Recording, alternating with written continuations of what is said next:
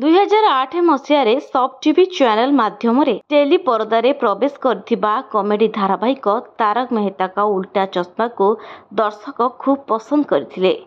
ପାରିବାରିକ ମନୋରଞ୍ଜନ ସାଙ୍ଗକୁ କମେଡିର ତଡ଼କା ଲୋକଙ୍କ ମନୋରଞ୍ଜନ କରିଥିଲା। ଧାରାବାହିକର ଲୋକପ୍ରିୟତା ଏଯାବତ୍ ସେମିତି ହିଁ ବଳପ୍ରଦର ରହିଛି ଯେମିତି ପୂର୍ବରୁ ଥିଲା।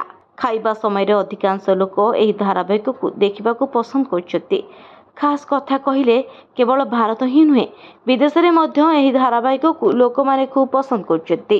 ନିକଟରେ ହେରୋଲ୍ଡ ଏଣ୍ଡ କୁମାର ଏବଂ ଦ ନେମସେକ୍ ସର୍ଭାଇଭରରେ ନିଜର କାମକୁ ନେଇ ଲୋକପ୍ରିୟ ହୋଇଥିବା ୟୁଏସ୍ର ଅଭିନେତା କାର୍ଲପେନ୍ ମଧ୍ୟ ଏହି ଶୋ ବିଷୟରେ କହିଛନ୍ତି।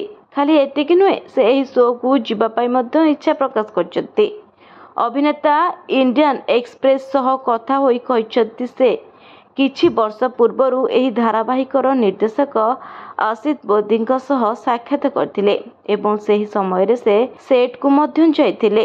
ସେ କହିଥିଲେ ଯେ ଖାଲି ଭାରତରେ ନୁହେଁ, ବିଦେଶରେ ମଧ୍ୟ ତାରକ ମେହତା କା ଉଲ୍ଟା ଚଷମାକୁ ଖୁବ୍ ପସନ୍ଦ କରାଯାଉଛି। ଲୋକ ସବଟାଇଟେଲ୍ ବ୍ୟବହାର କରି ଧାରାବାହିକ ଦେଖୁଛନ୍ତି।